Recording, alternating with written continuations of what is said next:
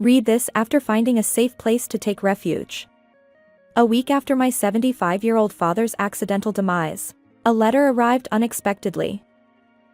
Enclosed were 6 keys and a paper indicating the location of a safe deposit box. The message contained only the directive to open the door. I proceeded to unlock all 6 locations, only to discover a truth so harrowing it made me want to cover my ears. With clenched fists, I set out on a path of revenge against a certain individual. To find out how this gruesome tale unfolds, read on until the end. I am Lisa Watson, 45 years old. My father was the president of a welfare-related company, and I heard that my mother passed away when I was still a baby. As a result, I have no memories of her. The only thing that allows me to feel her presence is a custom-made pair of necklaces that my father had crafted to match hers. Each pendant is designed to form a heart shape when the two are combined. However, it seems my mother's necklace was lost long ago, and the one I have in my possession is the one my father bequeathed to me. As an only child, I married Michael, who works at my father's company, 20 years ago. He is known as a capable employee, and at the time, people around us said things like, "Now the company is secure." As a homemaker, I enjoy solving puzzles, something my father loved, while maintaining a comfortable life at home. However, things weren't going smoothly. Before we got married, Michael was kind and gentle, but after we tied the knot, his attitude gradually changed. "Welcome home. I'll prepare dinner right away, so wait." I ate out, so I don't need anything. I'm going to bed. But we haven't really talked lately. I feel lonely. I confessed, and then he retorted, You're acting all cute, and it's disgusting. I hate that kind of thing. With an angry tone, he crawled into bed. His behavior toward me grew colder each day, and discussing starting a family became impossible. As a result, we remained childless, and by the time I turned 40, I had given up on having children. To make matters worse, 3 years ago, Michael started coming home extremely late, always reeking of sweet perfume. One day, I couldn't help but ask, "Michael, you're not cheating on me, are you?" I just go to hostess clubs for business. It's part of my job. Don't complain. But I began, only to be met with a sharp pain on my cheek. Michael raised his hand, trembling like a demon, bloodshot eyes fixed on me. I stood frozen, like a deer in headlights, unable to utter another word. Anyway, a carefree housewife like you shouldn't meddle in my affairs. Got it? At that moment, with no work experience to speak of, I had no choice but to remain silent. However, my father often used to say, "Even without hostesses or alcohol, you can build trust with business partners." Because of this, I had reservations about my husband's behavior. So, I confided in James, who was my father's close associate. James, a year younger than me, was like a comforting younger brother when we were together. He listened earnestly to my concerns while maintaining an appropriate distance. James held a high position in my father's estimation, and he occasionally visited our home for work-related matters. One day, I asked him, "James, what do you think about business partners going to hostess clubs?" His response was measured. Times change, and so do people's approaches to work. "True, thank you. I feel better now." If you ever need help, don't hesitate to ask. James assured me. His calm demeanor encouraged me not to dwell on the matter further. However, life took a dramatic turn shortly afterward. It happened 1 month ago. The morning after my husband left for an overnight business trip, I received a call from the police. My beloved father had passed away in an accident. When I arrived, he was already in the mortuary, appearing as if he were merely asleep. Following that, the police were in a frenzy as they arrived, along with the husband, my father's close associate James, and several company executives. Why would this happen? Please tell me everything, I implored tearfully. The investigating officer informed me that my father had jumped from a desolate cliff. Furthermore, traces of sleeping pills were found in his system, and his abandoned 7-seater car was nearby. Inside the car, they discovered a neatly typed suicide note. The letter contained the words, "I'm exhausted," and it left the position of the company president in the hands of my husband, Michael. Although it wasn't handwritten, James explained that my father often created memos on his computer, so a typed note wasn't unusual.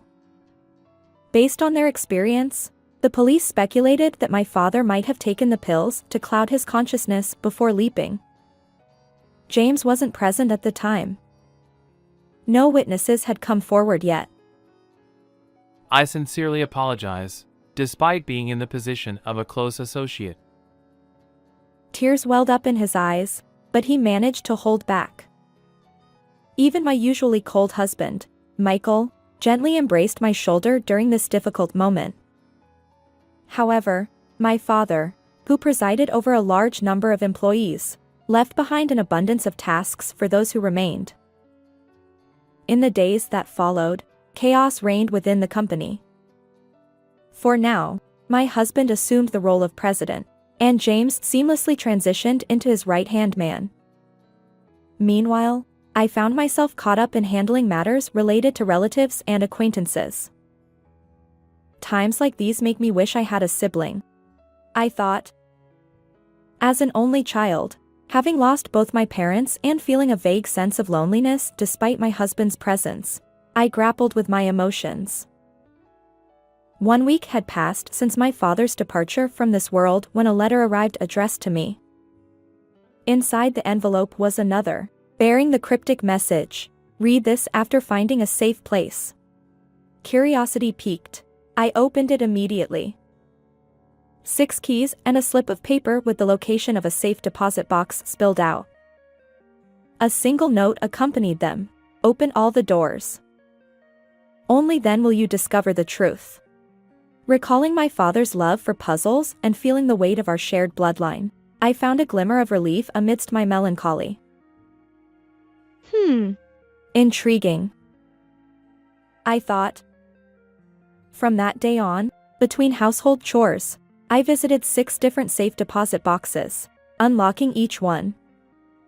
What unfolded was beyond my wildest expectations. Could this be real? I gasped, unraveling a truth that sent shivers down my spine. And as the events of the past played out like a flickering lantern in my mind, tears traced down my cheeks. I can't stay idle, even if it leads to a heartbreaking conclusion, I resolved. With my beloved's feelings weighing on my shoulders, I set forth. One day, a month after my father's funeral, my husband returned home unusually early and offered me wine. It was a gesture he had never made before. "Well, this is unusual. What's the occasion?" Actually, James mentioned that you like wine, so he gave it to me. "Really?" I said, surprised. When my husband pulled out the bottle, I did wonder what was going on. However, I indeed had a palate for both red and white wines, having conversed about wine with James before. James really knows everything about our family, doesn't he? With that, he disappeared into the kitchen, carrying the bottle and opener. He returned to the living room with a glass of wine in hand. I still have some work to do, so go ahead, Lisa. Thank you. Hold on a moment. I want to prepare some snacks. I retreated to the kitchen, busying myself with preparations before returning to my seat. Cheers. I said, raising my glass to take a sip. My husband's expression twisted, and he squinted at me. Seeing his reaction out of the corner of my eye, I couldn't help but smile inwardly. 1 hour later, my husband scrutinized my face suspiciously. Hey, has anything changed? Not really. Oh, wait, is it because I'm still awake? Surprising, isn't it? Huh? What are you talking about? I was just. Enough with the act. You drugged the wine with sleeping pills, planned to drive me somewhere, and then throw me off a cliff like my dad. But it won't work. In truth, I had been investigating my husband's room until this day. I found a bottle of sleeping pills hidden in his desk drawer. I discreetly replaced the pills with identical-looking supplements and returned them to their original place. His feigned trip to pour wine in the kitchen was actually an opportunity to mix the sleeping pills into the wine. You! Why are you snooping around my things? Those pills are for when I can't sleep. I don't need your transparent lies. Actually, something like this was sent to me recently.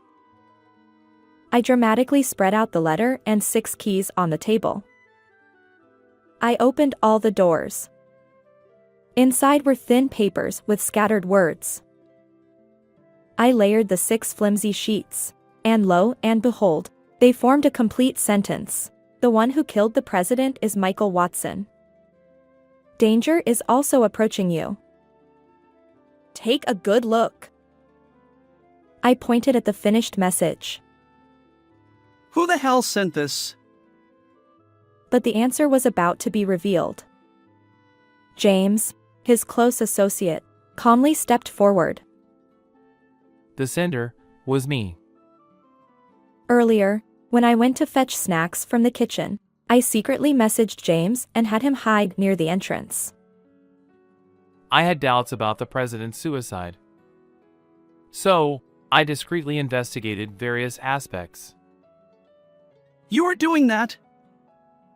The day after we learned about the former president's passing, you brought a woman to the president's office, right? I was nearby at the time. And James added that he deduced from the conversation between Michael and the woman at that time that my husband had killed my father in order to take over the presidency. Upon the sudden revelation by his close associate, my husband couldn't help but roll his eyes and avert his gaze. I grabbed Michael's shoulders and shook him. And you were after my life just to get your hands on the entire fortune? The woman seemed to think all those affairs were mere jokes, but I believed it was the truth. He confessed that he had no concrete evidence until he could consult the police, but he wanted to inform me somehow. Hence, he chose to send a letter. However, my husband remained defiant. Why are you blindly believing what this guy says? Taking a deep breath, I decided to reveal the hidden truth. Actually, I began, ready to share the untold revelation. Once upon a time, my dad fell in love with my mom, who grew up in a children's foster care facility. However, due to strict parents, their marriage faced opposition. In the end, they married without consent, and I was born. What does that have to do with anything now? Please listen to the whole story. James interjected. My husband, wearing a stern expression, reluctantly took a seat nearby. However, during my dad's absence on a business trip, his strict parents initiated divorce proceedings without consent, leaving only my mom to be expelled from the house. Huh? But I thought she had passed away. That was a lie concocted to conceal our family secret. I revealed. Apparently, my mother, pressured by my father's parents, tearfully withdrew when they told her. A future president's wife with someone like you would tarnish our family reputation. To make matters worse, I, then just 1.5 years old, was forcibly separated from my reluctant mother, all for a selfish reason, to be the heir presumptive in case my father didn't have any male grandchildren in the future. Furthermore, my father was fed a false story by his parents. Your wife left you after having an affair. But the truth was different. No wonder my husband muttered. I had no idea about the president's past. Understandably, this was a closely guarded secret known only to a select few relatives. I had only recently learned about it myself. Now, here's the most crucial part. What? Is there more? Stop dragging it out and just tell me. Frustrated, he raised his voice. Ignoring his impatience, I glanced at a certain person. In fact, at that time, my mom was already pregnant with another child. That child is now sitting right next to you, James. Wait, so you two are siblings? James nodded silently. My mother, who had been cast aside, suffered from poor health and remained bedridden. Meanwhile, my father, unable to accept the betrayal of the woman he loved, never remarried and tirelessly searched for my mother's whereabouts. 30 years have passed. My father visited a rundown apartment. Dad finally found Mom's whereabouts. However, she was critically ill. They reunited briefly before she passed away.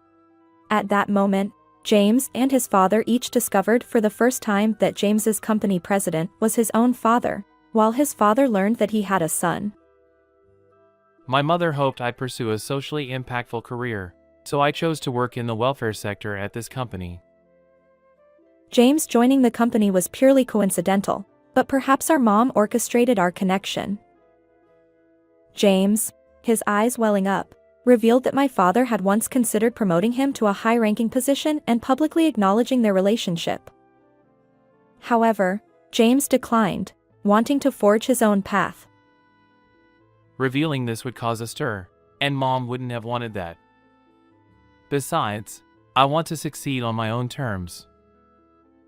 Despite rejecting my father's offer, James's exceptional abilities led him to become the president's trusted right-hand man, even without nepotism. The truth had finally come full circle. On my mother's monthly Memorial Day, the president would unfailingly visit my home to share memories of my mother. And he was planning to come over the day before his fatal accident, right? Yes. But for some reason, he didn't show up without any notice. It was unlike him. According to James, my father always called when plans changed. However, this sudden silence struck James as unnatural. As he delved deeper, he uncovered evidence pointing to my husband as the culprit.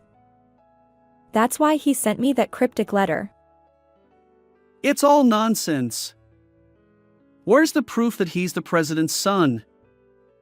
Who would believe such a fabricated story? Michael's anger flared, directed at both of us. Naturally, I didn't blindly accept James's account. I had seen irrefutable proof of our sibling relationship. Hey, can you show it? I asked. James took out a necklace, which had been lost a long time ago, from his pocket. He had been keeping it carefully since our mother passed away. When combined with the one I have, it forms a heart, and it is undoubtedly the one that our father and mother had custom made. Is this just a coincidence? Doesn't this prove James is my brother? Even if it does, people lie. Besides, there's no guarantee. If you doubt it, we can do a DNA test with our father, I asserted. Since my father had recently passed away, there were plenty of heirlooms suitable for testing. My unwavering confidence seemed to unsettle my husband. Suddenly, he crumpled a thin piece of paper with a coded message. Why did he go to such elaborate lengths? Well, that was to ensure that even if you stumbled upon it, you wouldn't easily recognize it. James had discerned that Michael, despite appearing competent at work, had a tendency to delegate inconvenient tasks to others. So, as a precaution, he assumed that even if Michael found this letter, he would assign it to a trusted subordinate. Interestingly, knowing my penchant for puzzles, James believed I would decipher the message. This trick was something the president devised during his lifetime. He'd proudly say, "How's that? Quite clever, isn't it?" Come to think of it, my dad always jotted down interesting ideas. He once mentioned wanting his daughter to tackle a mystery like this. And so, with this backstory, my brother and I learned of my husband's crime. Over time, we meticulously searched for clues in his room. We discovered evidence that he had fabricated a false suicide note on his computer. Additionally, James checked Michael's motorcycle ride history using an app. It revealed a one-way trip from the accident site back home. "You loaded the motorcycle onto the car, pushed my dad off the cliff, and then used the bike to return home," I exclaimed. Recalling the day before my father's demise, my husband claimed to be on a business trip. However, according to James, there was no such task. "Your marriage to me was probably just about money and status." On the day when Michael secretly brought his affair partner into the president's office, James discreetly followed the woman. It turned out that she was a hostess from a cabaret club. Later, James infiltrated the club undercover. The woman, smitten with James, readily spilled the truth. "Why harm my dad at all?" I couldn't wait until the old man kicked the bucket. Despite Michael's repeated attempts to retire, my father adamantly refused. It seemed my husband couldn't bear to wait for his demise. His selfishness ignited a fiery rage within me. "We'll share our findings with the police and request a reinvestigation." But you haven't reported it yet. Could it be because you still care about me? My husband retorted, spouting nonsensical excuses even at this point. James, equally baffled, remained silent. "Going to the police would have resolved it through the legal system, wouldn't it? But I wanted to take matters into my own hands and avenge our dad." When I confessed my inner turmoil, Michael finally seemed to grasp the situation he was in. He apologized tearfully on the spot. Michael's face was a mess of tears and runny nose as he looked up at me. His body trembled uncontrollably. However, neither I nor my brother had any intention of forgiving Michael, who had sent our father to the afterlife. "What you've done is a serious crime." But please forgive me. "Prepare to experience despair." No! Afterward, with James's assistance, I handed the sobbing Michael over to the police. In the subsequent interrogation, Michael admitted to taking our father's life. With the intervention of a lawyer between him and me, the divorce was finalized. The $20,000 compensation was paid from his savings. According to reports, Michael, now confined behind bars, appears to be a mere shell of his former self. The woman, aware of his marital status, had an affair with him, and she has also demanded alimony of $10,000. Meanwhile, James, publicly acknowledged as the president's biological son, has assumed the role of the president, his past accomplishments duly recognized. I'll be assisting with administrative tasks at the company. From now on, my brother and I will join forces to uphold the legacy our father left behind. How did you find this story? Don't forget to subscribe to the channel. Until next time in our next video.